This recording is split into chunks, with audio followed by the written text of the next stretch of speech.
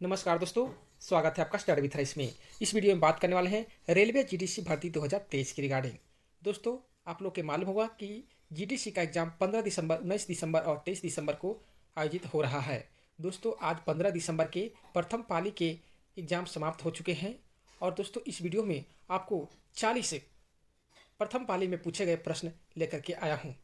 तो वीडियो को एंड तक जरूर देखें। और दोस्तों, इस एग्जाम का पूरा रिव्यू आप लोग को देने वाला हूँ कि कैसे प्रश्न पूछे गए, ट्रेड से कैसे प्रश्न आए और जो मेन पेपर होता है जो 100 प्रश्न पूछे जाते हैं उसमें कहाँ कहाँ से ज़्यादा प्रश्न पूछे गए। तो वीडियो को एंड तक जरूर देखें। दोस्तों, यहाँ पे कुछ प्रश्न दिख रहे हैं जैसे पूछे गए थे। यहाँ पे जो 100 प्रश्न पूछे गए थे मेन, उसके बाद टेक्निकल पूछे गए थे। तो यहाँ पे जो प्रश्न पूछे गए थे, आईसीसी विश्व कप 2023 में भारतीय टीम के कप्तान कौन था।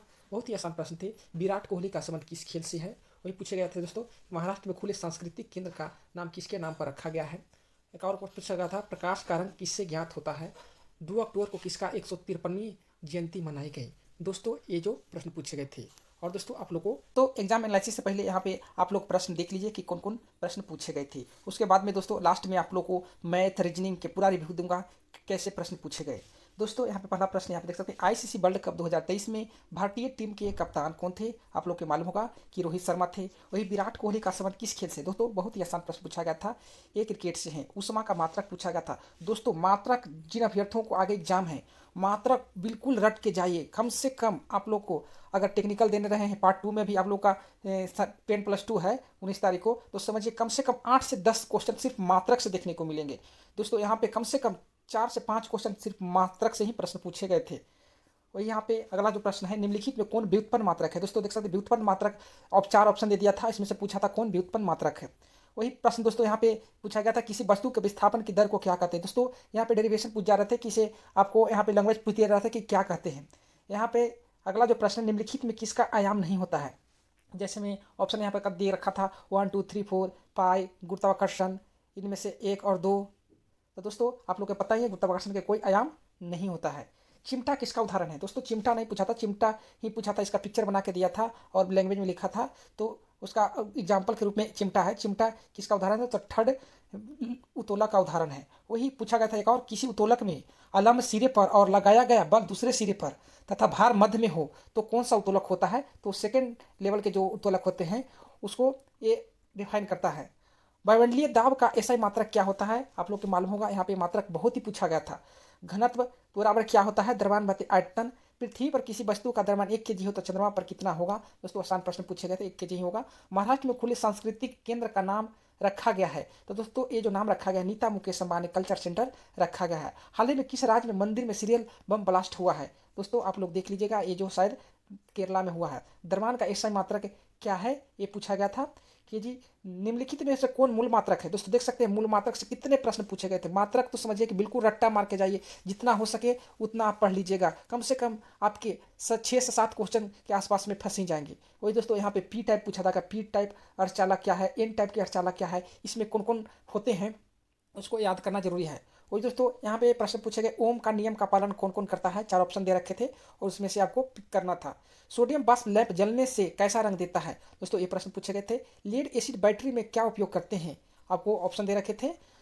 और निम्नलिखित में कौन सक्रिय घटक है। जैसे दोस्तों यहाँ पे दे रखा था कि जैसे कैपेसिटर हो गया, थर्मोस्टेट हो गया और उसके बाद में ट्रायोड हो गया, ये सारे दे रखे थे। उसमें से पूछ रहे थे कौन सक्रिय होता है। उसके बाद पूछा था एसी को डीसी में कौन कन्वर्ट करता है, ये प्रश्न पूछा गया था।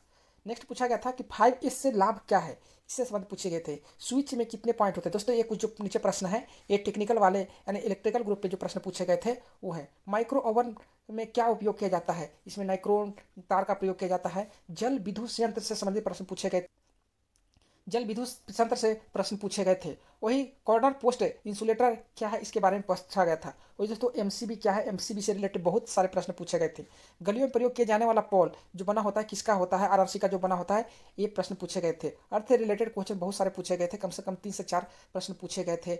शॉकिंग के बारे में पूछा गया था। आई के प्रयोग में किया जाता, आई आई ई से संबंधित एक प्रश्न पूछे गए थे।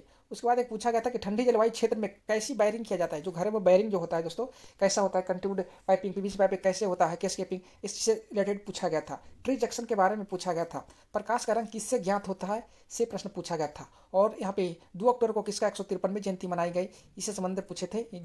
दोस्तों यहाँ पे 41 नंबर प्रश्न है, निम्नलिखित में कौन इनपुट डिवाइस है। दोस्तों यहाँ पे पूछा गया था कि इनपुट डिवाइस कौन है, जिसमें ऑप्शन दे रखे थे कीबोर्ड, सीपीयू, मॉनिटर, प्रिंटर। तो दोस्तों आप लोग को मालूम होगा कि कीबोर्ड जो है इनपुट डिवाइस है, माउस इनपुट डिवाइस है।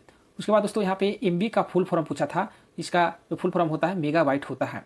उसके बाद पूछा गया था कि कंप्यूटर में न्यूमेरिक के लिखने के लिए कौन सा की का प्रयोग करते हैं। दोस्तों इसका जो राइट आंसर होगा, इसको न्यूमेरिक के नाम से जानते हैं, न्यूमेरिक की होता है उसको प्रयोग करते हैं। पृथ्वी का प्रतिरोध कितना होता है, 0 ओम होता है। भारत में उपयोग की जाने वाली घरेलू बिजली आपूर्ति के लिए वोल्टेज क्या है, तो 220 वोल्ट होता है और 50 हर्ट्ज होता है। यहाँ पे एक प्रश्न पूछा गया था कि 100 ओम, 200 ओम और 300 ओम को समांतर क्रम में जोड़ने पर क्या होगा। यहाँ पे पूछ रहा था कि वोल्टेज समान रहता है, धारा में चेंजेस होता है, इस प्रकार से प्रश्न पूछे गए थे। यहाँ पे 2 प्रश्न ग्रेविटेशन फोर्स से थे, जैसे G बराबर mm गुने R स्क्वायर, इससे संबंधित प्रश्न पूछे गए थे। एक पूछा गया था दोस्तों कार्य करने की क्षमता को क्या कहते हैं, तो आपको यहाँ पता ही होगा कार्य करने की क्षमता को क्या कहते हैं, ऊर्जा कहते हैं। दोस्तों नेक्स्ट पूछा गया था प्रतिवर्ती परिपथ में ओमीय प्रतिरोध, प्रेरक कुंडली और संधारित्र में 2 या 2 से अधिक अवयवों को क्या कहते हैं, तो प्रतिबाधा, इंपीडेंस से प्रश्न पूछे गए थे दोस्तों। इसी प्रकार से प्रश्न थे यहाँ पे। ट्रांसफार्मर किसे बदलता है, ट्रांसफर होता है, ट्रांसफार्मर से कम जो टेट के क्वेश्चन थे, कम से कम 5 से 6 प्रश्न थे। ट्रांसफार्मर किसे बदलता है, यहाँ पे वोल्टेज को। स्टेप अप ट्रांसफार्मर का कार्य क्या है, तो वोल्टेज को लो वोल्टेज से हाई वोल्टेज में कन्वर्ट करता है। टका किसका मिश्रण होता है, टीना तथा शीशा का होता है। एस्केलेटर में कौन सा मोटर का प्रयोग करते हैं, दोस्तों यहाँ पे आप देख लीजिएगा। उसके बाद दोस्तों यहाँ पे कुछ मैथ के प्रश्न आप लोग बताने जा रहे हैं। जैसे दोस्तों यहाँ पे एक प्रश्न पूछा था कि एक व्यक्ति है जो अपने धन का 1/5, इसी प्रकार से प्रश्न थे, बड़े लड़कों को 1/6, छोटे लड़के को 1/3 अपनी बेटी को देता है, तो उसके कितने धन बांट दिया, ये को निकाला था। आसान प्रश्न थे। एक कुछ प्रश्न था यहाँ पे, अंश में 1 जोड़ने पर 1/2 हो जाता है, हर में 2 घटाने पर 1/2 हो जाता है, तो भिन्न का योग ज्ञात करना था। वही दोस्तों अगला प्रश्न था कि बड़ी से बड़ी संख्या कौन सी है जिसमें 56, 72, 91 से भाग देने पर शेषफल 7 बचता है, आप निकाल सकते हैं। वही दोस्तों स्थानीय मान से एक प्रश्न आया था कि इतना में 5 का स्थानीय मान का अंतर क्या होगा। वही यहाँ पे देख सकते हैं, थोड़ा सा यहाँ पे घातांकन से क्वेश्चन था। यहाँ पे 12 के पावर 3 गुने 3 के पावर 2 गुने x बराबर 6 के पावर 3 का मान कितना होगा, और आप आराम से निकाल सकते हैं। वही दोस्तों सिंप्लीफिकेशन के क्वेश्चन थे, अच्छे खासे 4-5 क्वेश्चन थे। यहाँ पे देख सकते हैं इस प्रकार से प्रश्न पूछे गए थे। 1280 भागा 5 भागा 1/4 गुने x बराबर गुने 5 का मान कितना होगा। वही पूछा गया था यहाँ पे कि 100 से 200 के बीच में 5 की संख्या कितनी होगी, 100 और 200 को छोड़ करके पूछा गया था। वही दोस्तों यहाँ पे सिंप्लीफिकेशन का प्रश्न है, 73 + 238 भागा 14 - 71 का मान क्या होगा। एक प्रश्न पूछा गया था यहाँ पे 125.5 मीटर कपड़े को 0.5 मीटर का टुकड़ा करते हैं तो कितने टुकड़े बनेंगे, ये प्रश्न पूछे गए थे। आप आराम से इसे भाग करके बना सकते थे। वही दोस्तों यहाँ पे एक सिंप्लीफिकेशन था, आराम से यहाँ पे सोल्व कर सकते थे। पॉइंट में उसे जोड़ना था, 869.4 + 604.8, इस प्रकार से यहाँ पे प्रश्न पूछे थे। वही दोस्तों यहाँ पे एक जो प्रश्न थे रेल के थे, जैसे में एक रेल था जो 9 सेकंड में 100 मीटर चलती है, तो उसकी चाल प्रति घंटा में पूछा था। तो दोस्तों इस प्रकार के प्रश्न थे। हालांकि दोस्तों सबके आपको आंसर नहीं बता रहे हैं दोस्तों, एक बार पूरा क्वेश्चन को टाइप करके आपको आंसर के साथ में लेके आएंगे। पहले अब एनालिसिस कर लेते हैं मैथ के प्रश्न और रीजनिंग के प्रश्न कैसे पूछे गए। दोस्तों एलसीएम और एचसीएफ से अच्छे खासे प्रश्न पूछे गए, 4 से 5 प्रश्न पूछे जा रहे थे। और दोस्तों इससे जो प्रश्न थे आसान थे।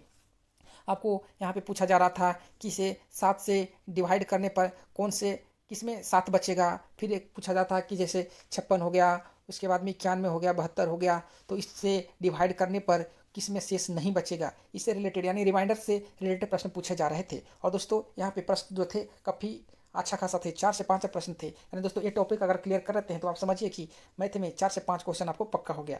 वही दोस्तों टाइम एंड डिस्टेंस से मात्र यहाँ पे आसान प्रश्न पूछे गए थे। नंबर ऑफ जीरो से एक प्रश्न पूछे गए थे कि नंबर जैसे पूछा गया था कि 100 से 200 के बीच में कितने यहाँ पे जीरो हैं। और नंबर ऑफ 5 पूछा गया था दोस्तों, यहाँ पे नंबर ऑफ 5 पूछा गया था कि 100 से लेकर 200 के बीच में कितने 5 हैं, 100 और 200 को छोड़ा करके। वही दोस्तों मिसलेनियस से 4 से 5 प्रश्न पूछे गए थे। टाइम एंड वर्क से यहाँ पे 2 से 3 क्वेश्चन पूछे गए थे। और सिंप्लीफिकेशन दोस्तों बहुत सारे प्रश्न थे, 5-6 से ज़्यादा ही प्रश्न थे।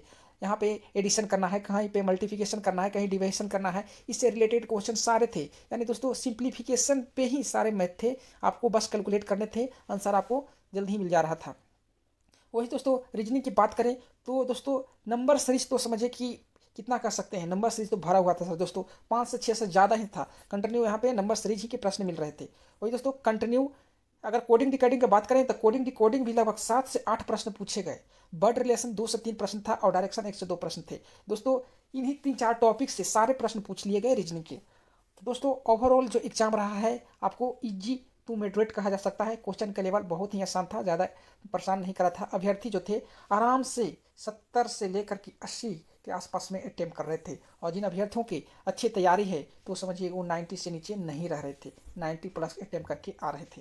तो दोस्तों आप समझ सकते हैं। हालांकि यहाँ पे जो कट ऑफ मार्क्स है, जो क्वेश्चन का लेवल है, थोड़ा सा अप रहने की संभावना है दोस्तों। कम से कम आपको मान के चलिए कि 60% के आसपास में कट ऑफ जा सकता है। हो सकता है कुछ जोनों में कट ऑफ मार्क्स कम जाए, क्योंकि कुछ जोन में अभ्यर्थी बहुत कम है, सीटें ज़्यादा हैं। कुछ जोन में सीटें कम है, अभ्यर्थी जाते हैं। तो दोस्तों कट ऑफ मार्क्स उसके रिगार्डिंग उसमें ही वेरी करेगा। तो दोस्तों यहाँ पे मोटा मोटी बता दूं कि दोस्तों अगर आप पेपर देने जा रहे हैं और पार्ट 1 में जो 100 प्रश्न पूछे जा रहे हैं तो दोस्तों आप लोग को ज़्यादा पढ़ने की ज़रूरत नहीं है। आप 4 से 5 क्वेश्चन यहाँ पे जो आ रहे हैं करंट अफेयर्स के, और दोस्तों मैक्सिमम क्वेश्चन जो है आपको फिजिक्स से देखने को मिले हैं। और फिजिक्स में आपको यूनिट एंड डायमेंशन से ज़्यादा प्रश्न देखने को मिले। उसके बाद मोशन से अच्छे खासे प्रश्न देखने को मिले हैं दोस्तों। मोशन टॉपिक से कम 5 प्रश्न के आसपास में मोशन से देखने को मिला है। वही दोस्तों यहाँ पे वर्क एनर्जी से भी अच्छे खासे प्रश्न थे। वर्क एनर्जी से 1-2 क्वेश्चन न्यूमेरिकल टाइप के भी पूछ रखे थे। तो दोस्तों यहाँ भी कम से कम 4 से 5 प्रश्न पूछे थे। और जो सारे प्रश्न लग रहे थे ना कि सारे फिजिक्स से रिलेटेड ही पूछा जा रहा है। तो दोस्तों अगर आप 19 या 23 दिसंबर को पेपर देने जा रहे हैं तो आप फिजिक्स बहुत अच्छे से देख के जाइए। अगर ये टॉपिक देख के जाते हैं तो आपको कोई दिक्कत नहीं होने वाला है। केमिस्ट्री से भी 4-5 प्रश्न थे, जैसे पूछा गया था कि एल्युमिनियम का परमाणु संख्या कितना होता है, एक प्रश्न था। और प्रश्न पूछे गए थे जो अभ्यर्थी द्वारा नहीं बताए गए हैं, उनको जितना याद था उतना बताते हैं। तो दोस्तों आशा करते हैं कि वीडियो आपके लिए इन्फॉर्मेटिव लगा हो और आप लोग जोर शोर से तैयारी में लग जाइए। बस ज़्यादा कुछ करना नहीं है। साइंस सेक्शन आप अच्छे से देख के जाइए और पार्ट बी में भी आप लोग वहाँ पे साइंस से ही प्रश्न पूछने जा रहे हैं। तो दोनों दोस्तों अगर आप साइंस अच्छे से करके जाते हैं तो आपका पार्ट बी भी अच्छे होगा और पार्ट ए जिस पे मेरिट लगना है वो भी आपको बहुत ही अच्छा होगा। करंट अफेयर्स आप नॉर्मल देख लीजिए, जो वर्तमान में घटनाएं हुए हैं वो प्रश्न देख सकते हैं। तो दोस्तों आपको वीडियो कैसा लगा? अच्छा लगे तो लाइक, सब्सक्राइब एंड शेयर करना ना भूलें। वीडियो देखने के लिए धन्यवाद।